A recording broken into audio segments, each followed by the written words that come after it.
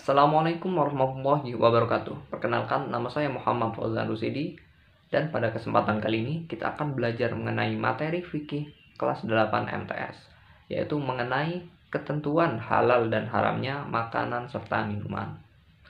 Mengapa materi ini sangat penting? Karena dalam kehidupan sehari-hari kita tidak bisa lepas dari yang namanya makan. Kita makan serta minum untuk memenuhi kebutuhan kita. Makanan serta minuman bisa berasal dari tumbuhan serta hewan.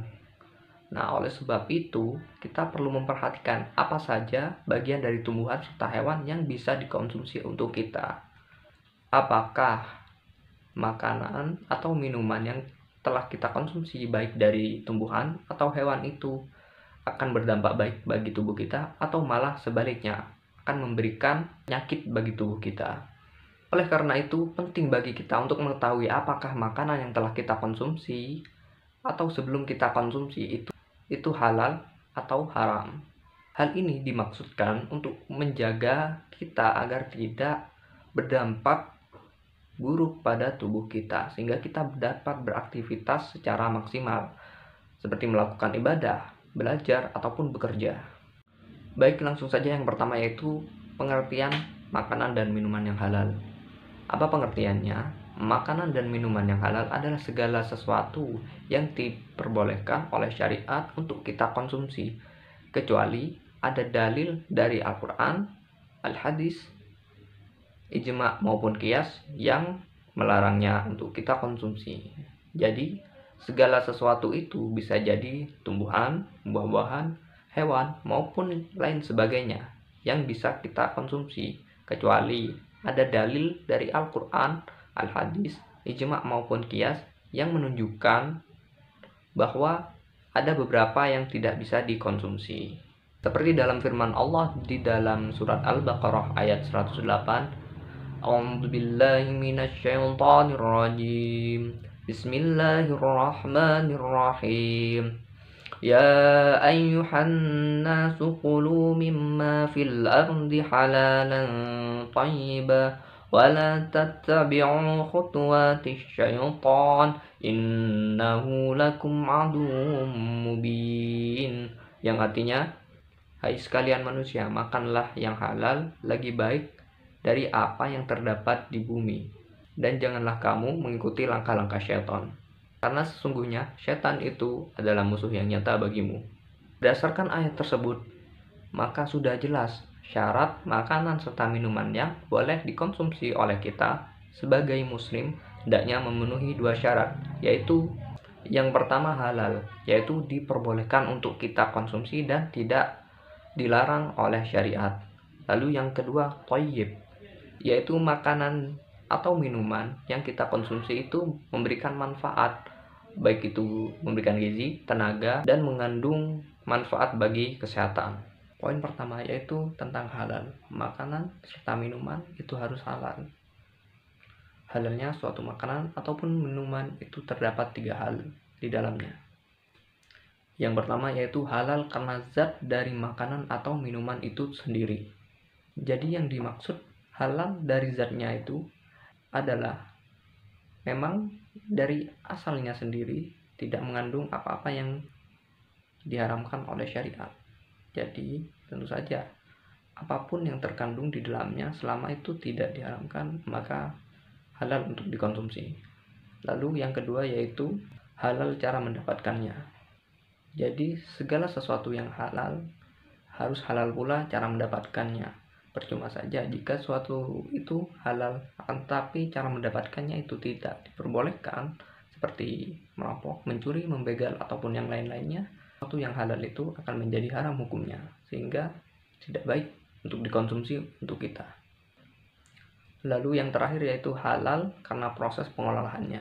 Jadi suatu makanan atau minuman itu halal jika proses pengolahannya seperti daging ayam, daging sapi, daging kambing itu tidak dicampuri apa-apa yang diharamkan, dimasak seperti biasa saja, tidak dicampuri apa-apa yang haram.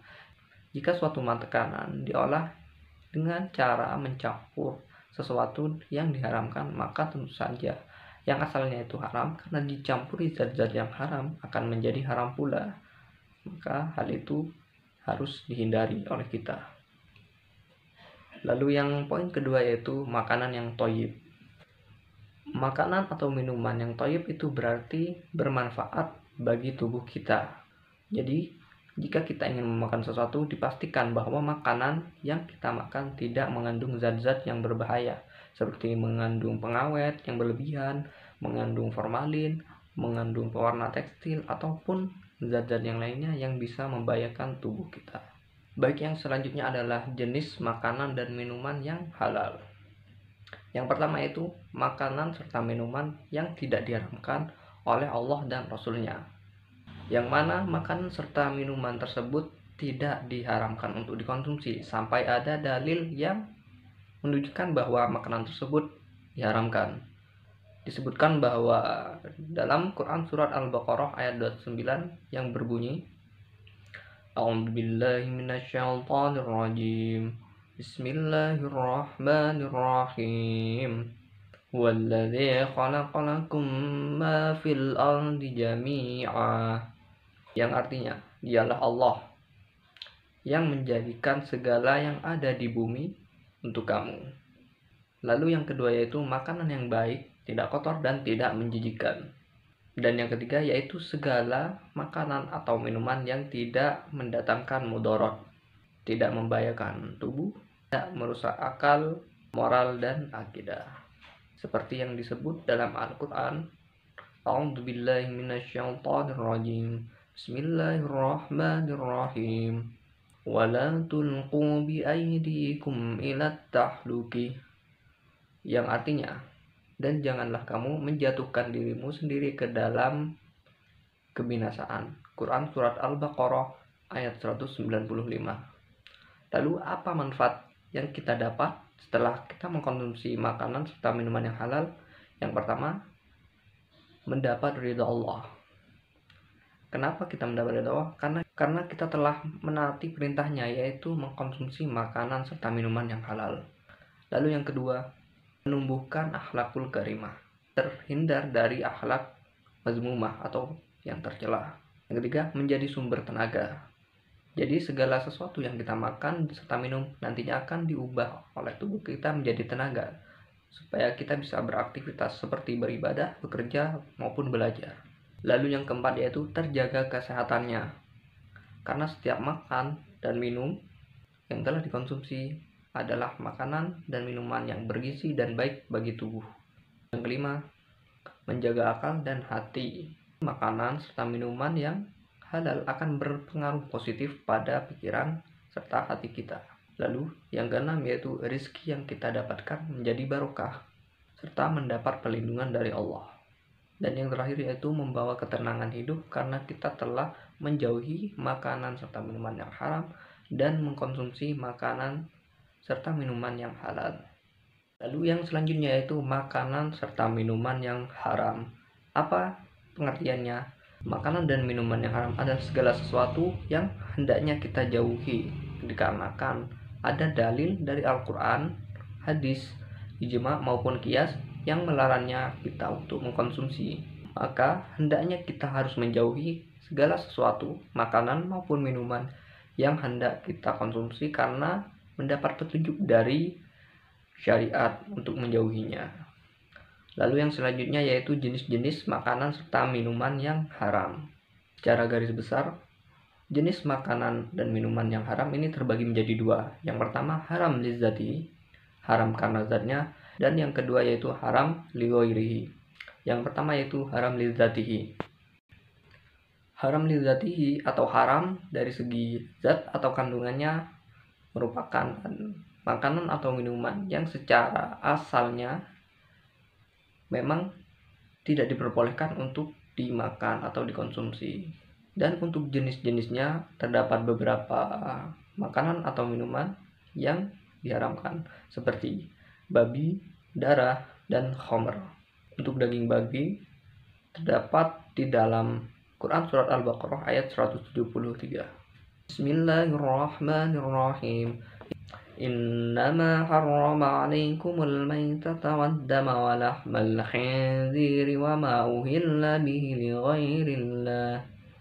yang artinya sesungguhnya Allah tak hanya mengharamkan bagimu bangkai, darah, daging babi, dan binatang yang ketika disembelih disebut nama selain Allah. Quran Surat Al-Baqarah ayat 173. Dan yang kedua yaitu darah. Darah yang mengalir baik dari hewan maupun manusia itu haram untuk dikonsumsi, baik secara langsung maupun dicampurkan oleh bahan makanan. Dan untuk yang selanjutnya yaitu khamr atau minuman keras, disebutkan dalam Quran Surat Al-Maidah ayat 90. A'udzubillahi minasyaitonirrajim. Bismillahirrahmanirrahim. Ya ayyuhalladzina amanu innamal khamru wal maisiru wal ansabu wal azlamu rijsum min amali syaitani fajtanibuhu la'allakum tuflihun. Yang artinya, hai orang-orang yang beriman, sesungguhnya meminum khamr, berjudi, berkorban untuk berhala, mengundi nasib dengan panah adalah perbuatan keji, termasuk perbuatan syaitan. Maka jauhilah perbuatan-perbuatan itu agar kamu mendapatkan keberuntungan. Khamr dapat dianalogikan atau disamakan dengan makanan atau minuman yang bisa menimbulkan mudarat bagi tubuh dan merusak akal, jiwa, moral, dan akidah. Misalnya dengan narkoba, minuman beralkohol, ganja, dan lain sebagainya.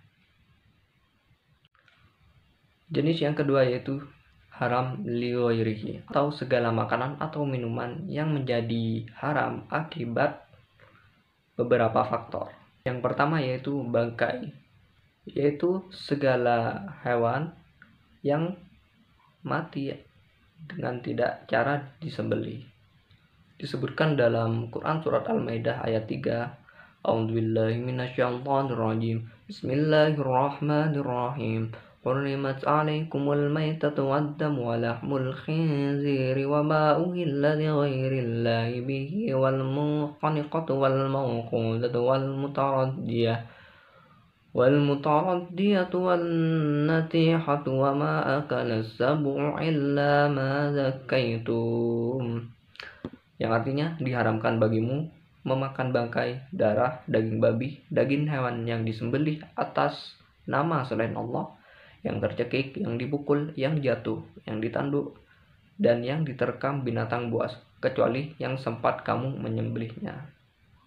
Jadi jenis-jenis makanan yang termasuk bangkai diantaranya yang pertama yaitu binatang yang mati karena tercekik, lalu binatang yang mati karena terkena pukulan yang keras, binatang yang mati karena jatuh dari tempat tinggi, lalu ada binatang yang mati karena ditanduk oleh binatang lainnya, lalu ada binatang yang mati karena dimangsa oleh binatang buas, lalu ada semua binatang yang mati karena bukan penyembelihan, lalu ada semua binatang yang dengan sengaja tidak membaca basmalah, lalu ada semua binatang yang disembelih selain untuk Allah, lalu ada semua binatang yang terpotong tubuhnya tapi bukan disembelih.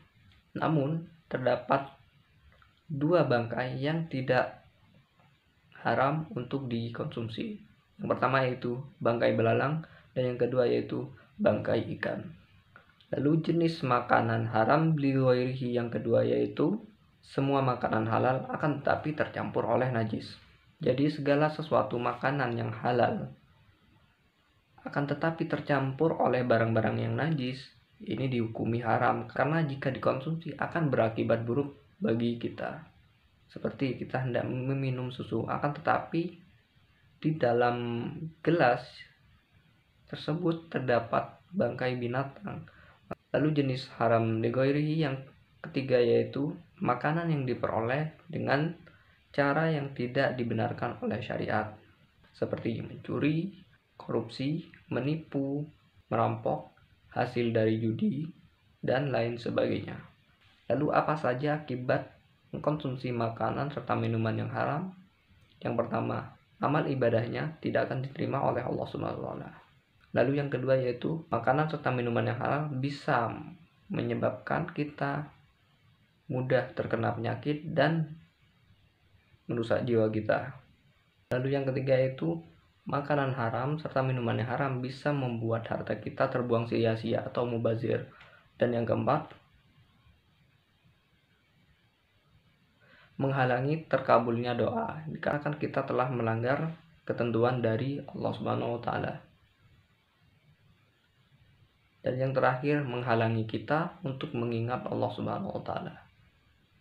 Mungkin itu saja yang bisa saya sampaikan, kurang lebihnya mohon maaf. Akhirul kalam. Assalamualaikum warahmatullahi wabarakatuh.